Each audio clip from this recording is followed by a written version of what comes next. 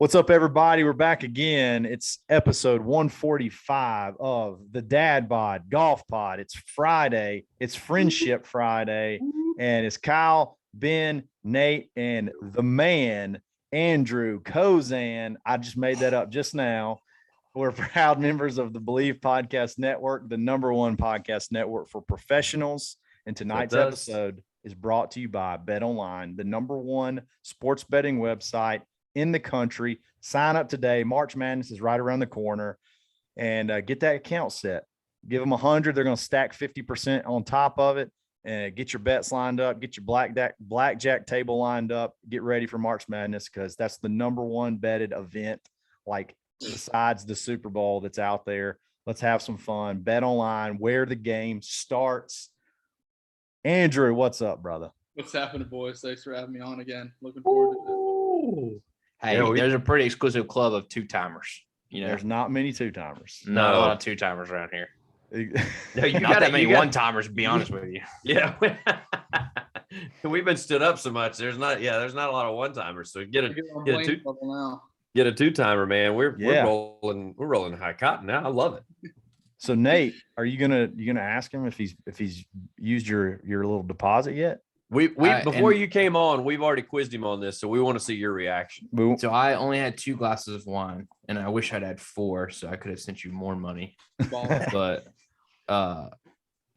yeah, $25 from me to you on Venmo for blackjack purposes only. If you spend it on gas, then you're never getting on the show again. Where are we at on that? So Kyle texts really randomly. He's just like, "Hey, like, what's your Venmo?" I said, "Oh my God, like, I don't even want to know." Like, "Oh look, Kyle requested you $2,000." That's what I was expecting. I was like, "Oh my God, dude!" And then he texted me. He's like, "Yeah, he probably wants to help you out with some blackjack to get the vibes flowing." So I was sitting there. I didn't even see it though. Like, I didn't see it till the next day, so I couldn't even do it, man. So it's sitting in a very privately secured account, just sitting there, pretty much an escrow, getting ready for the next event. Nice. So it's offshore right now. Yeah, it is. Yeah, I can't say what country though. Good. The thing is, Nate, $25. What if he gets pocket aces right out the gate? You can't split $25. I don't know what I was thinking. I had just left a fairly big tip at the restaurant, and I think I was reeling from that. And so I was like, I am not cash heavy right now. You know? Yeah. I need another 25 then. Yeah, there you go. You're right. No, you're right. We'll get that next 25. The thing is, and I'm gonna be creepy. I'm gonna be creepy for a second. I went and looked at Andrew Kozan. I saw you had Venmoed some guys from the golf team, so I knew it was you. But the last Venmo you had was like 2 years ago, so I was like, this account could be inactive. You know, most people our age, Andrew, are pretty active on Venmo. You are not active on there. I don't know why. In 2020 you were, or you just do all locked. You do private transactions. Probably. Yeah. It's kind of weird. Not Nate. He wants everybody to know he slapped you with that 25. I did not. Yeah, I made that. That was very public. So the joke, if you missed the last episode, is the way that Kozan gets ready for events is he plays blackjack, and he just showed us online blackjack too. This is not a hobby. This is a lifestyle. Go ahead and show him, Kozan. Show him. Just your typical everyday. Like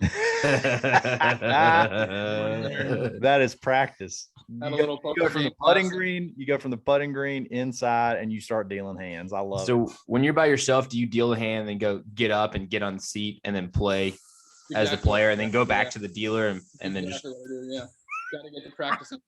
That's sick. So let's talk about what we came on to talk about is your performance, your shot at the Honda Classic, and you got in as a sponsors exemption pretty late, made the cut in heroic fashion, and then finished strong, top 30 finish. Oh, we were super fired up. We were texting all weekend, me and you, but also me and the guys, like just hole by hole every time we could catch an update. It was an absolute ton of fun. And we came up with some, just kind of learn a lot about this whole process and, get your take on it and whatnot. But you got in as a sponsors exemption. So explain how that worked and like how late in the game, because it was pretty late in the game when you actually got the call. So how did all that work out? Yeah. So You mean a typical tournament's going to have usually between 2 and 4 sponsor invites that they're able to give out. They gave out most of them, and I think a few guys ended up getting. So I think they gave one to, I forgot the guys, but so they gave the sponsor invites out, and then there was 1 or 2 guys that ended up, they were on the PGA Tour that ended up getting into the event by themselves through their FedEx Cup ranking or whatnot. So that opened up more exemptions. So that was a big step for us because, and all you need is 1 spot. So the more that are available, obviously the more likely you are to get it. And then there was 1 last spot that opened up, I want to say on Friday or Saturday. Yeah. But I was signed up for the Monday qualifier anyways. Like, at that point it's so close, you want to assume you're not going to get it and just go out there, prepare and try to earn the spot on Monday. Yeah. So, we were out there, didn't hear anything from Saturday. So went out there Sunday, practice, had a lesson, was out there doing a practice round for Monday. I got back home. It was probably 8:30, 9 o'clock, getting the outfit ready for the next day, getting the clubs, getting the bag ready to go. And then I get a text from Gary Nicholas saying like, hey, wanted you to hear from me. Like, no need to go out there tomorrow. Have a great week and good luck and all that, which was great. So wow. I was super pumped. So Gary texts you. That's sick. Yeah, Gary texted me. And that's cool because I've known Gary for a while. I went to school with some of the Nicholas grandkids back in the day. Yeah. Known Gary for maybe 8 or 9 years, played a little golf with him. And then he was one of the coaches for another local high school here. So we saw him throughout the high school season a bunch too. So it was pretty special to get the text from him, having the history and having the past that we do. So yeah, that was just, thank God, man. Like I'm in, because growing up, I was a member at PGA for maybe 7, 8, 9 years. So right. Ever since you're a kid, 6, 7, 8 years old, you're always out there like, oh, like you're playing the champ. Oh, what if this putt was to win the Honda? Like, yeah, as any would be. It's like your hometown event. Exactly. If you would have asked me my whole life if you would have rather played the U.S. Open or the Honda, I probably would have chosen Honda just because it was that special, man. Just always being out there. And it was a great event. It was a dream come true. Had so many friends, family, a lot of locals out there support me this week. So it was really special. Oh, that's awesome. So you said you're a member there for like 6 or 7 years. We were up until maybe 5 years ago. Yeah. Yeah. So you have like intimate, like knowledge of this course. Like you've played it just hundreds of times. That's got to make you feel like going into your first event, like just top level confidence. Yeah, no, definitely. And that's why I was getting interviewed after one of the rounds, and they were asking like, what was the biggest advantage of playing the course so many times? And pretty much my answer was that I've seen so many super low rounds that you kind of get, I don't know how to explain it. I was kind of saying like there's so much hype that goes into how hard the course is, the bear trap and all the water and blah, blah, blah, that people come to the tournament before they even play the course, they're already intimidated by it. Right. But me having so much experience on it, you've seen so many 65, 66, 67, 68s. There's birdies out there as long as you play aggressive.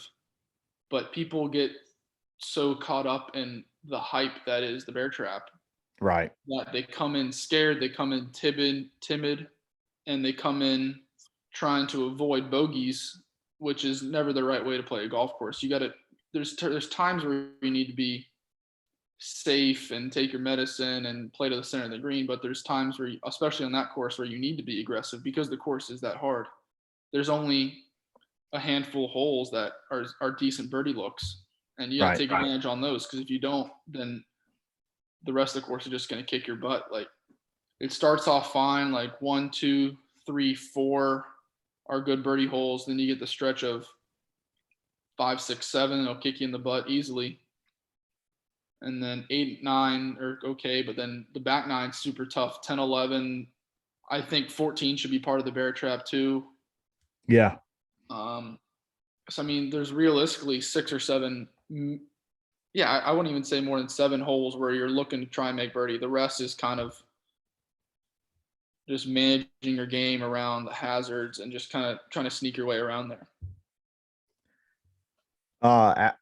You talked about, you kind of mentioned it, and we had a show about this before, and guys, feel free to jump in at any point in time. What's harder? The bear trap or 5, 6, and 7? They called it, what they call it, the Somebody's Snake pit. the grizzly den, the grizzly den or something like that. Yeah, I gave they her the said that- grizzly den. Yeah, they said that, and all three of us were like, I've never heard it Never called heard that. It Like, may I don't not know really who. be called. Have you heard it called that? No, I haven't heard See? that.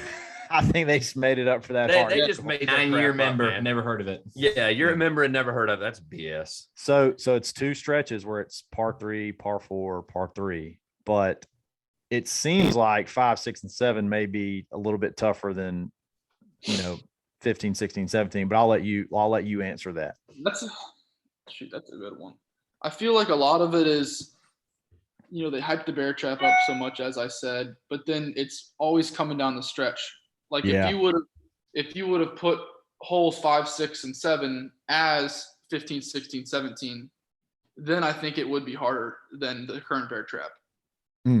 But I think the fact that, like, if you just randomly put 15, 16, 17 just out of order in the middle of the golf course, I don't think they're that bad. That's a good But point. you always have to have a good round going, and in the back of your head, it's like, okay, well, I have a good round going. I need to get through the bear trap, because you're not trying to think of it, but like in the back of your mind, like it can kind of go downhill there. So I mean, 15 all the way back is 175 yards maybe. Yeah. Then you get the really tough crosswind. They'll tuck the pin left so that bunker is dead too. Yeah.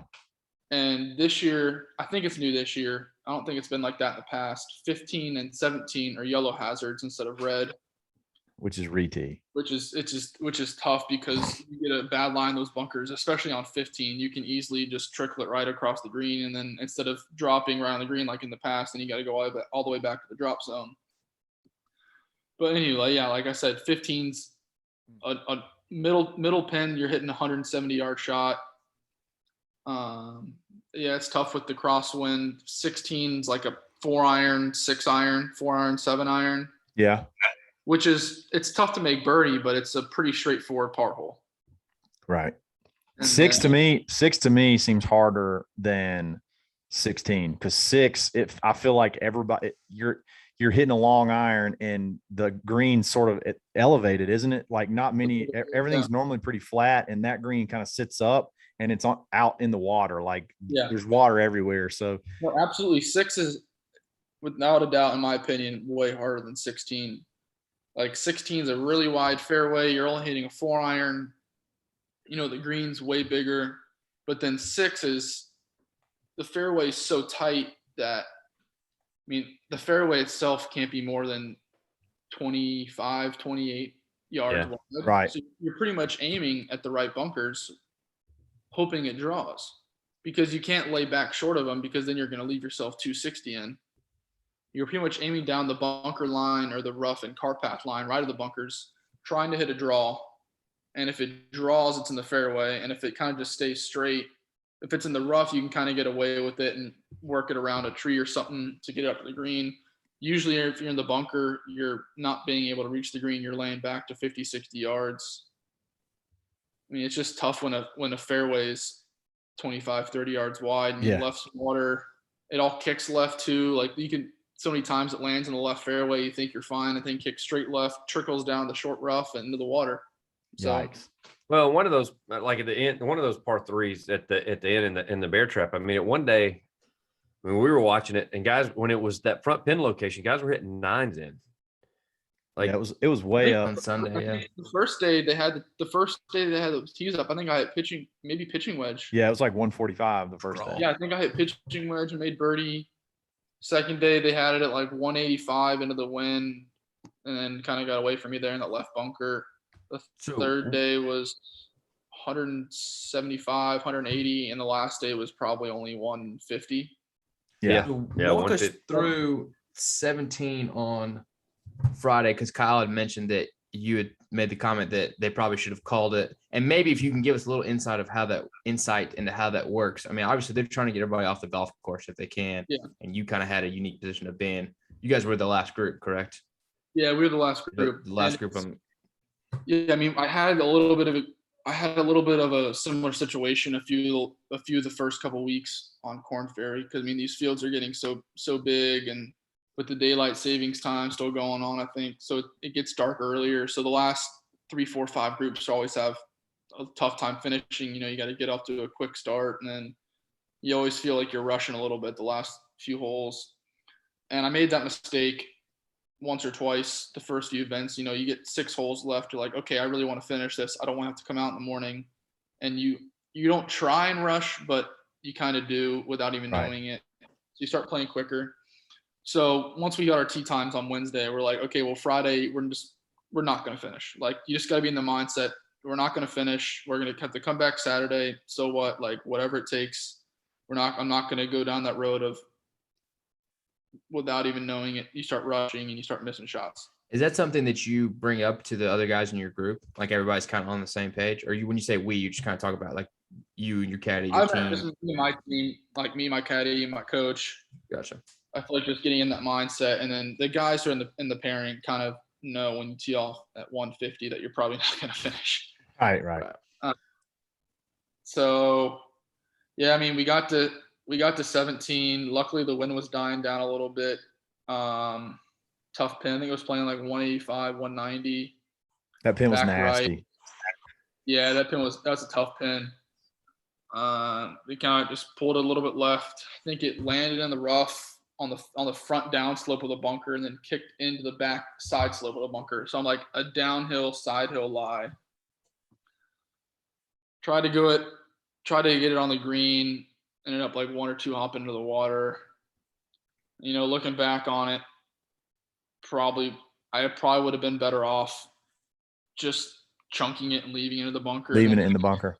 Trying to get it up on the upslope or something like that, looking back on it. So Lee Hodges I think it was Lee had a similar spot, and he putted it at. Did you see? Yeah, it was your guy. Yeah, that was on 15. 15, okay. That's right. But yeah, you get in those scenarios. As I said, like 15, like I said, is that water on the right is yellow all the way around, where it used to be red. So you get not scared, but you have to be super defensive, because these greens are so quick. If you get a downwind shot that's rolling a little bit, the thing just trickles right over the green into the water. And then instead of dropping right there, like I hit the bunker shot, went in the water. So in years past, I take the penalty. I'm hitting my 4th shot from the fringe.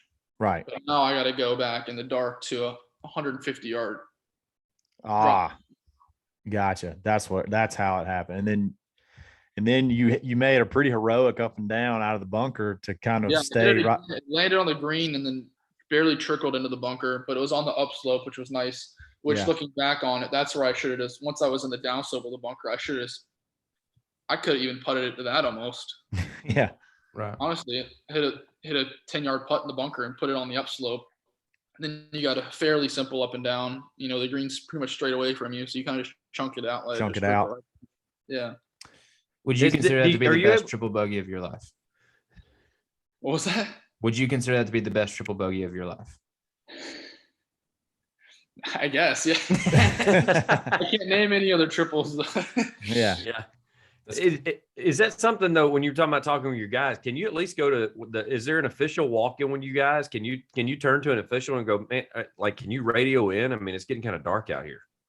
Yeah, I mean, you can ask. I think it's technically called. You just ask for a ruling and say, hey, I think it's too dark. What do you think? Yeah. And when we got off 16, there was still a little bit of sunlight, so we were fine putting. We thought we would be okay. And then once you walk through the tunnel on 17, it's like 2 or 3 levels of stands behind the tee box, which is right where the sun was coming from. So as soon as you get to that hole, all the sunlight just kind of gets blocked by those stands. But we're still thinking, it's 180, 185-yard shot. No wind. We're in kind of a zone, still playing all right. I'd rather hit the shot now than have to sleep on that shot. That would be a tough one to sleep on. I'd rather, yeah. And I think we were still fine to play.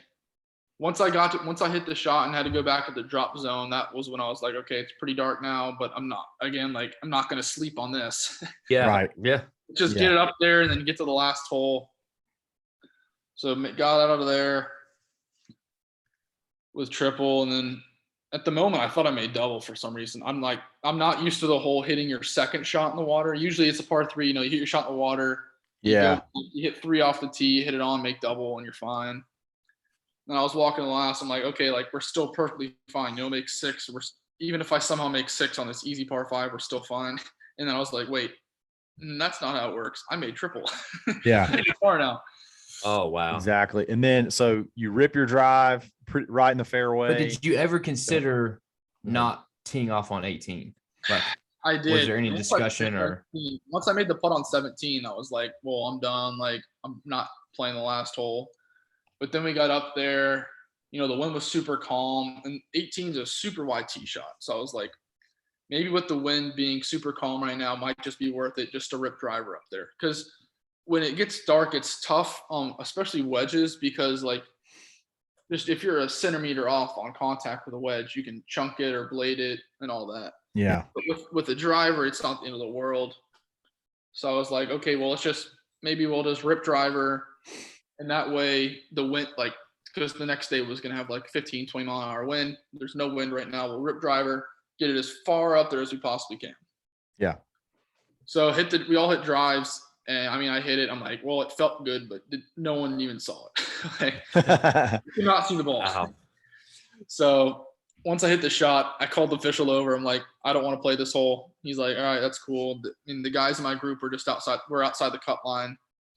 So they were like, well, we're just going to finish the hole. And I was just like, you couldn't see their shots.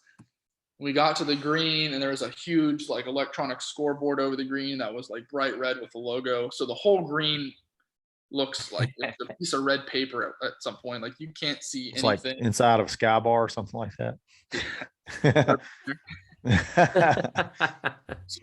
No, it looked exactly like that. I swear I saw strobe lights or something too. Yeah. But I was like, I'd much rather sleep on this than work on 17 or having to hit these shots in the dark. So yeah, it was tough being the only guy out there. Sleeping on that overnight was tough. I mean, it's all a learning experience. I'm still early in my career. I feel like no matter what happens to me, I'm able to learn from it. There's not any negatives, I don't think, that could happen to me right now. Knock on wood. But so it would have been unreasonable for you to stand on the 17th tee box and be like, I don't want to play anymore. Yeah, it would have been. Yeah, totally. It's just it took you longer to play that hole than maybe it normally would have, and then all of a sudden yeah, exactly. Then I was like, hit the tee shot on 18. I'm like, okay, so right now it's a pitch black layup, a pitch black approach, and then either a tough 2-putt because you can't read the green and you can't see the speed of the green. Yeah. Or if you miss the green, how are you going to get that up and down? The last thing you want is a 6-footer in the dark where you can't see anything. Yeah. Or I can wait, get out here in the morning, do a good warm up. I know how far I have, so I know exactly how far I'm going to hit my layup and exactly pretty much what club I'm going to have in. It's going to be bright. The green's going to be softer. The greens are going to be better because they got a little bit crusty later in the day. So it's like, it's tough to say no to no wind. You got a 9-iron, you got a sand wedge, and you got 2 putts, and you're good. Right. Awesome. So I'll walk us through, like, I know you said that you're saying early in my career and you've had time to think about it, but I will tell you this, the three of us, so we're texting back and forth. And first off, they cut away from coverage. So they take it back to the studio, right? Like, you had not even finished 17 yet. And so we don't know what the daylight situation is. We know it's getting dark, but we just don't know how dark. So we're having to follow you on like the PGA Tour app and just watching your shots. Tour, yeah. Which by the way, on 17, now that you can laugh about it about triple, that was not what we wanted to follow when we were seeing the shot by shot. Definitely not. We're definitely texting each other going, what the hell just happened? Like, what's going, like, why are all these numbers on here now? Yeah. And then Nate didn't have the tour app going at that time and I don't think Kyle did either, because you tee off on 18 and I keep hitting refresh. And it's like after 10 minutes, you haven't hit the second shot. And so I tell the guys, I text them and I go, I think he just teed off and walked off. I said, I think they called him off. And Nate goes, what? And I said, I think he has to finish the hole with his career on the line tomorrow. That legit was, and I told him, I said, I'm walking around. My wife said, what's the problem? I said, I'm effing nervous, man. I said, he's got to tee off in the morning, or he's got to hit a ball in the morning. Then we're doing scenarios. We're like, does he come out there and is he hitting 3 woods off the tee? Oh, yeah, we lived it. We lived it completely. Is he going to I go didn't ahead sleep and that go night for the either, green? Andrew.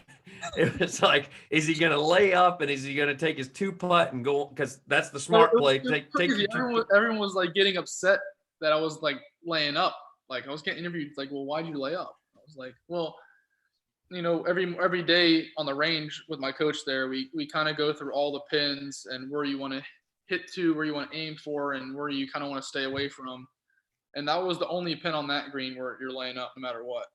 Yeah. So even if I could have had a 4-iron into that hole, and I probably was still going to lay up because, you know, you got water right. Yeah. But there's so much room left that it's a fairly simple up and down to any other pin on the right side. But that pin was on like a front corner of the green.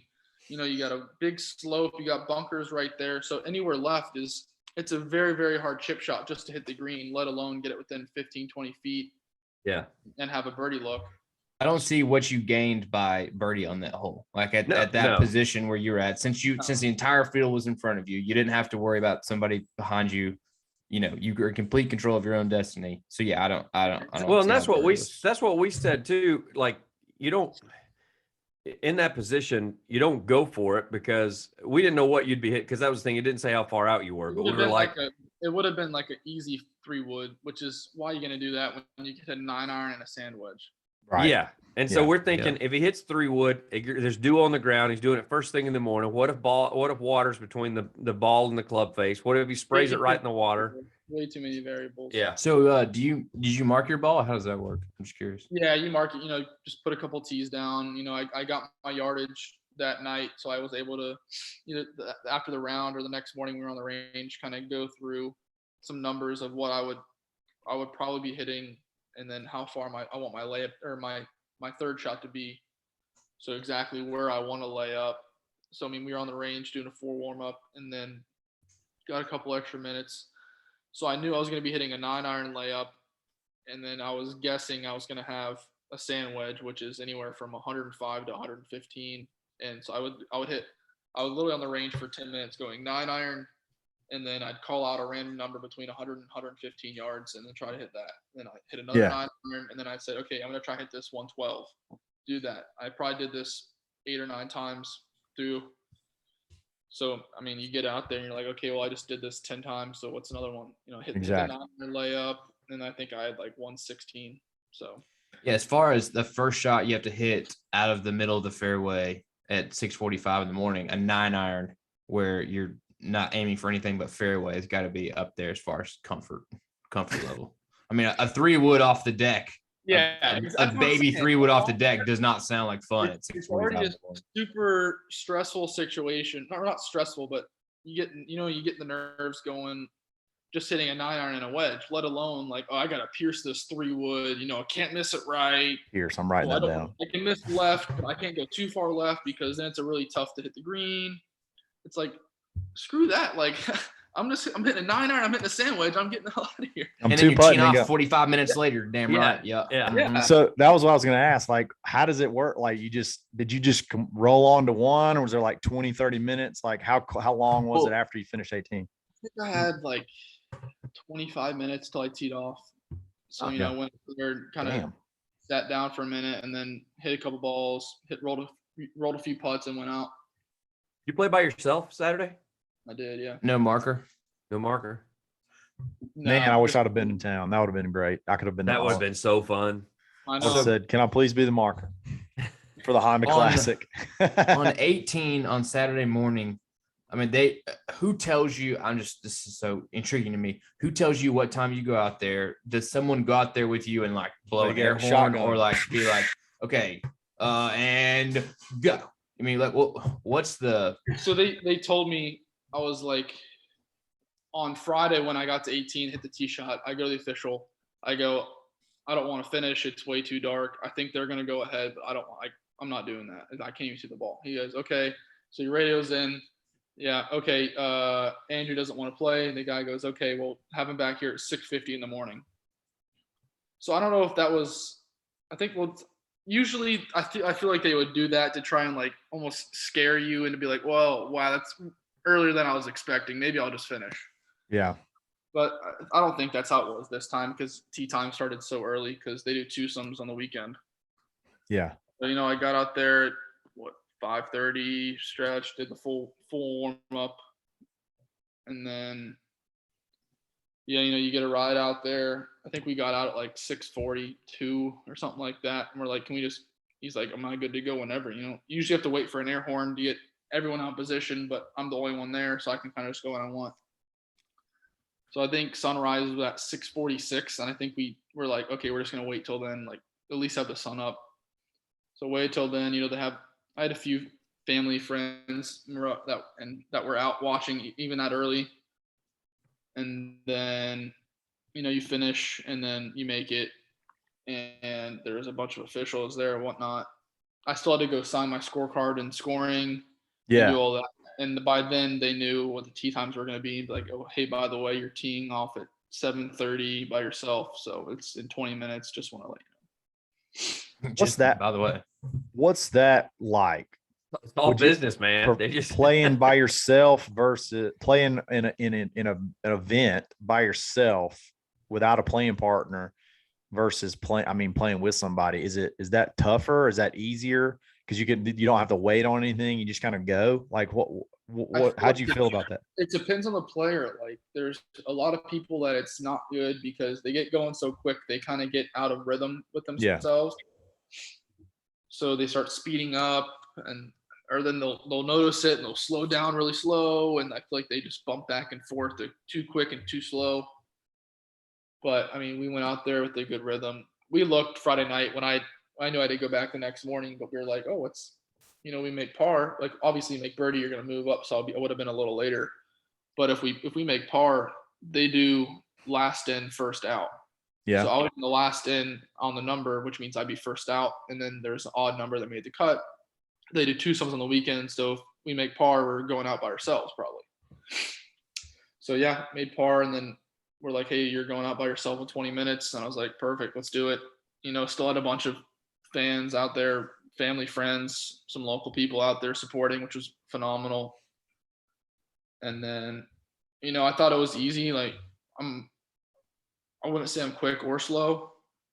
I feel like I do a little bit of both. I play a little quicker when I need to, slow down if I need to do a few things. So it was kind of nice to have free reign on that. I think we played normal and it was still like 3 hours, 10 minutes. That's pretty quick. But it was kind of nice because you can kind of get in a good rhythm that way. If you get playing with some quick people, they'll kind of bring you out of your rhythm. You play with slow people, they're going to bring you out of your rhythm. Yeah. So kind of go out there, feel really natural. It was fun. I was only joking because I was just giving my caddy a hard time because I felt like he was always doing something. There was one hole where because you got to carry the bag. He doesn't have time to clean the clubs. He's got to get the pin every hole. Head cover. Yeah, exactly. And there was one Kyle. hole, I think I hit it in the fairway bunker and then it hit in the greenside bunker.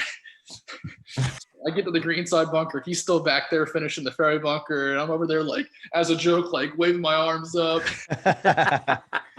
He's like, give me a break, man. But Quit hitting the damn it was all fun, man. We had a blast out there. It was super easy.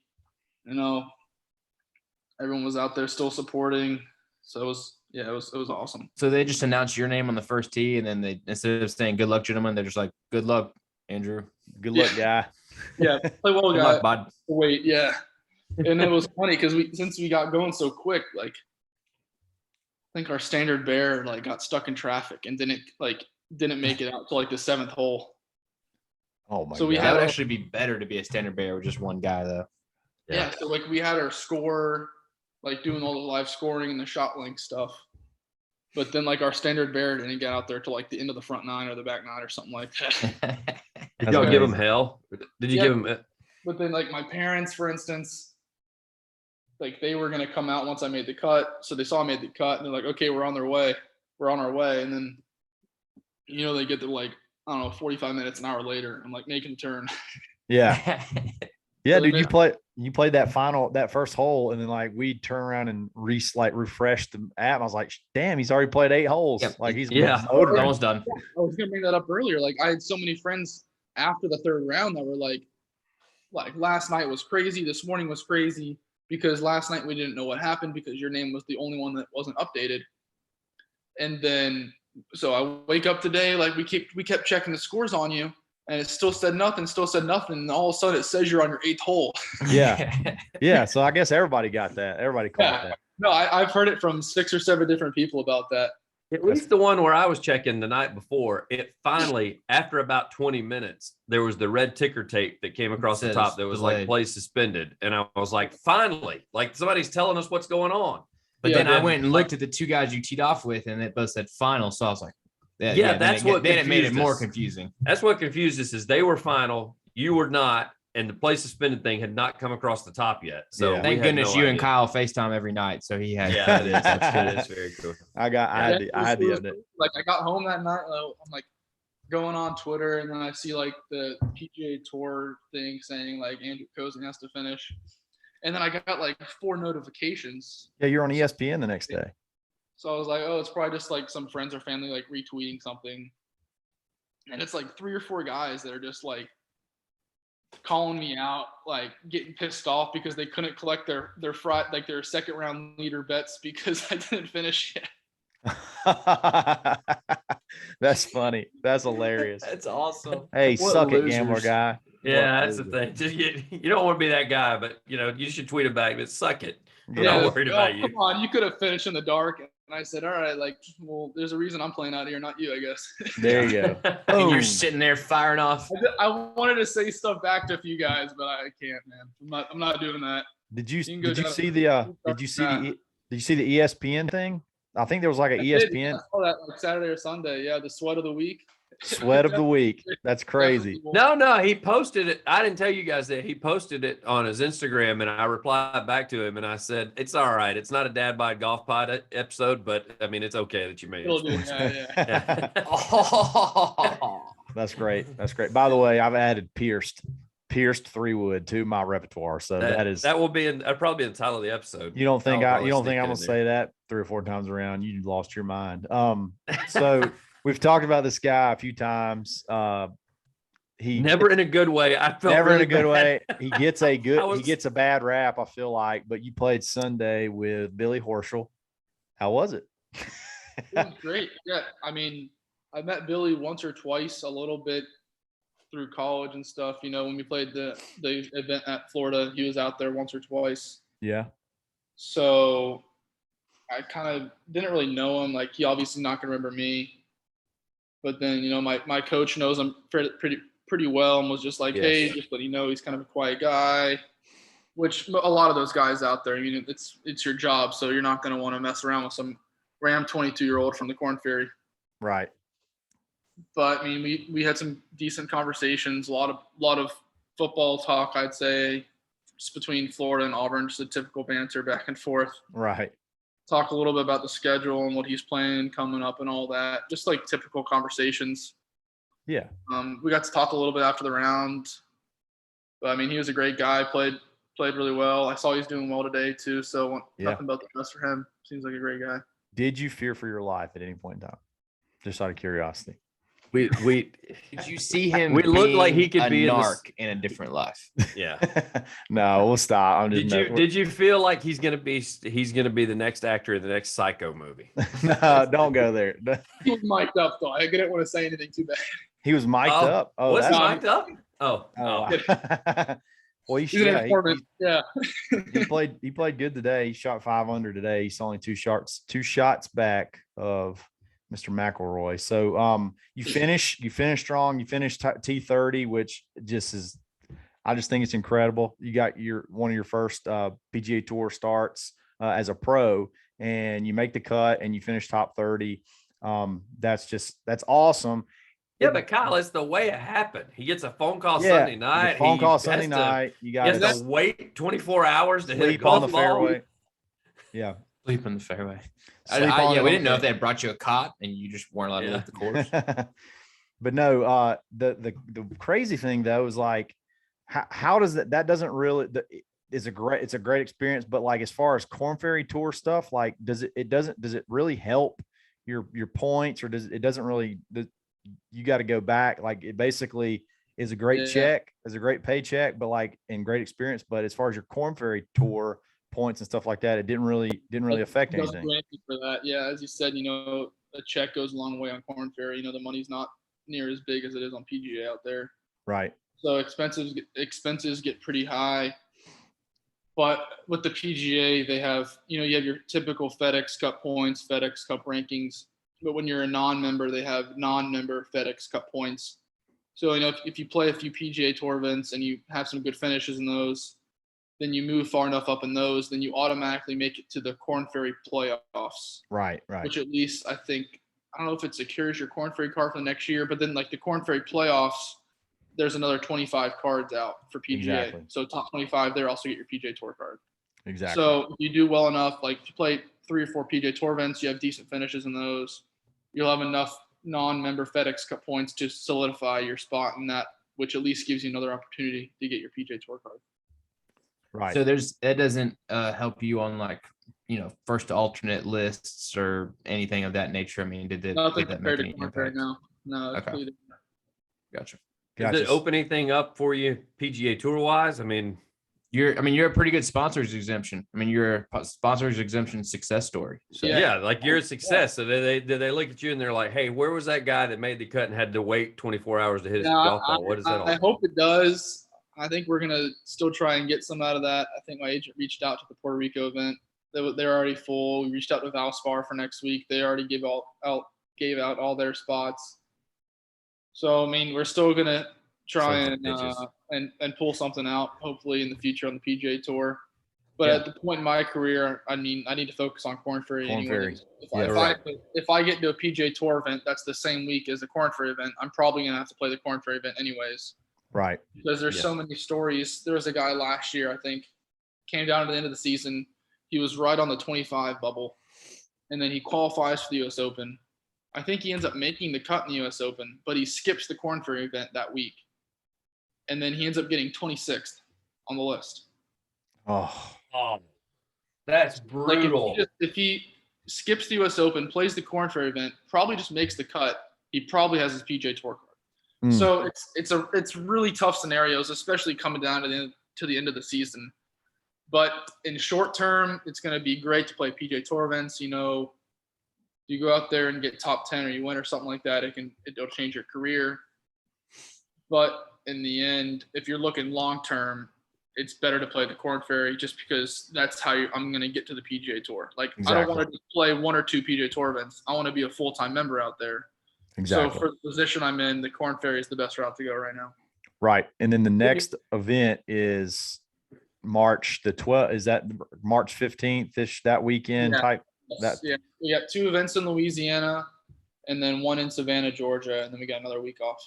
In Savannah, was that Q School? It's at the place where Q School was, isn't it? The same golf club, but a different course. Gotcha. So, Cool. Let me ask you this: when you're there this past weekend, and I know that like these guys, you're working, it's your job, it's their job, but we were talking about it are there any vets that, I mean, you got to play with Horschel, so y'all had y'all's banner, but are there any veterans or anything that come up and introduce themselves and say, hey, welcome, or good luck, or wish you well, or anything like that? Because you hear some of those stories sometimes where somebody says, when them, you hear it like, it's like I told the guys, I said, you always hear it like 5 years later, like when a guy makes it and they're like, yeah, I remember so-and-so coming up to me on the range when I got a sponsors exemption and just introduced themselves, and here I am playing with them now. I don't think there's a whole lot of that going on, especially when, I'm starting to get to the age that these guys all are. I feel like you get a lot more of that when you get those young guys and you're 15, 16, 17, 18 getting to the events. Then the older guys will come up. But once you're getting to the same age, they're just looking as me as another person they're trying to beat, just like I'm looking at them as another person I'm trying to beat. You're Exactly. another notch. You're another notch at that point. They need you. I mean, They need you. They need you finishing behind them. That's what they need. Exactly. So I think look playing these events more. I think it's more of once you meet certain guys, they don't take you under their wing, but you're able to get their phone number. You know, you can reach out to them whenever you need help or advice or whatnot.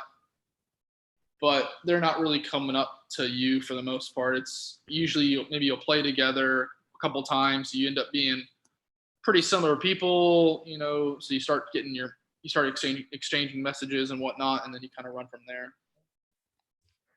Yep, that's awesome, dude. So we're fired up for you. Like I said earlier, we were texting back and forth, and you know, the whole weekend trying to catch you on TV, trying to catch all the different coverages and whatnot that we could see you. And we're fired up for you, and we're going to be following. Obviously, the next couple of weeks are big, like you said. The two in Louisiana, the one over in Savannah, those are big. That will be that will be the end of the second shuffle. And I think it kind of gets, I think you come to Huntsville at some point pretty quick too. April 28th through May 1st, which is my birthday. So see you there. Yeah, we're going to be there for that. We're going to come for that one for sure. We'll be, because they're shut our course down at some point in time. So we're going to have something to do on the weekend. We're going to come up to to that the one. Ledges. Yeah, we'll be there. Absolutely. Well, dude, have a great rest of the weekend. I know you're probably going to be practicing and grinding and playing a little blackjack, and we'll be chatting over the next hopefully for quite a while. So we're pretty fired up. Thanks for coming on. Having me on again, guys. Really enjoyed it. Always a blast. As much as we like the stories and we like the pressure that you put yourself and us through this past weekend, let's try to keep it a little more simple next time around, if you don't mind. No promises. Yeah, absolutely.